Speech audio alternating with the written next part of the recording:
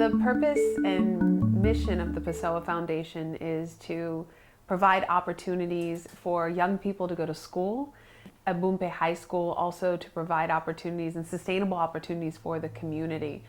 We've actually dug around 9 wells that my dad, who raised me, and my birth father in Sierra Leone dug together, both of them working together, raising money, got 9 wells dug that are serving 12,000 people within the community. So we started off just with education to rebuild Bumpe High School and to provide scholarships for the young people, and specifically young girls, because a lot of young girls don't get an opportunity to go to school. And now we've branched out also into the community to help with sustainable opportunities. We were motivated to start the Pessoa Foundation because after the first trip to Sierra Leone, when I met my birth father for the first time, this was in 2004, and we saw what happened after an 11-year civil war. I saw young people who had had their hands cut off, their legs cut off.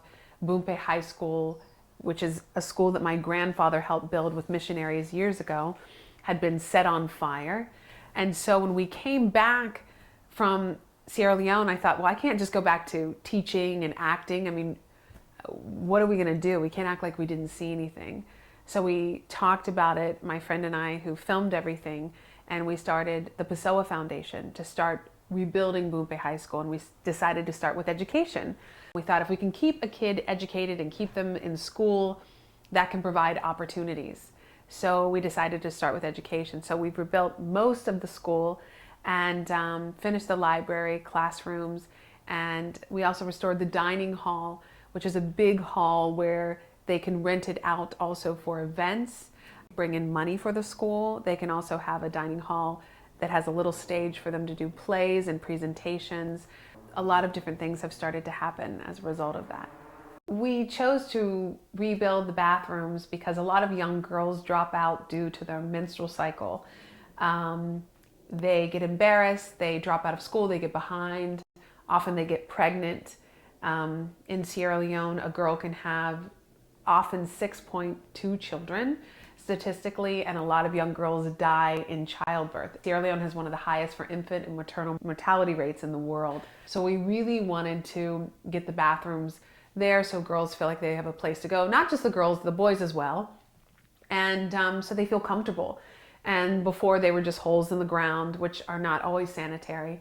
So we've gotten flush toilets now, and we're working on the septic tank system at the high school. So we're really excited about that part. The heroes in my life, I feel like I have a lot of heroes who have inspired me. My first heroes are my mom and my dad.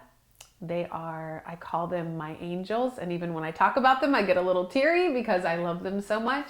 They're definitely my heroes. I would also say that Maya Angelou, who actually happens to be in this picture, if you can see it, she's definitely one of my heroes who I admire. You know, I think every nonprofit deals with, okay, fundraising. Okay, do we write grants? When are we going to do the next event? There's always fundraising. I feel like that can sometimes be challenging for me personally. But I think when you have an organization, you want to keep it going. And there's always a concern. Are we going to have enough money to keep doing what we want to do? We want to keep impacting these students. We want to provide scholarships. So that's something that can be challenging from time to time. I have many hopes for this foundation. I guess my original dream, and it's still my dream, is to have the foundation to continue going and impact other parts of our world. For example, we're working in Sierra Leone right now, and we're working with Bumpe High School, but it would be wonderful to work with other high schools and other communities and expand through Sierra Leone. And after that, to move on to another country and be able to provide grants for other organizations that need support for another part of the world. Now, we're not there yet, but that's the dream and the goal. And that's the legacy that I would like to leave. My hopes for women in the world and women in leadership is for women to know how powerful we are. We can make such an impact in the world, and specifically as Western women, women who live in countries where we have a say. We don't have to do just what men say or husbands say. We, as Western women, can really empower ourselves to take stands, to take leadership positions, and also in doing that impact women in other parts of the world.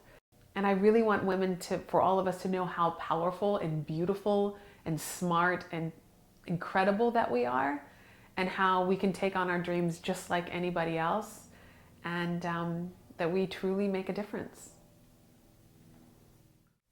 When I found out that I was part of a royal family in Sierra Leone, I didn't quite know what to do with it, honestly. I found out that I was a mahaloi, which is a Mende word for the daughter of a paramount chief with the status of a princess. So my uncle said, "Oh, Sarah, do you know you are a princess in this country?" And I was like, "What? What are you talking about?" It was a little bit overwhelming, and I thought, well, what does this mean? What does this look like? My great-grandfather was a paramount chief and ran this chiefdom. Then my grandfather, and now my uncle runs the chiefdom. Our family runs a chiefdom of 36,000 people.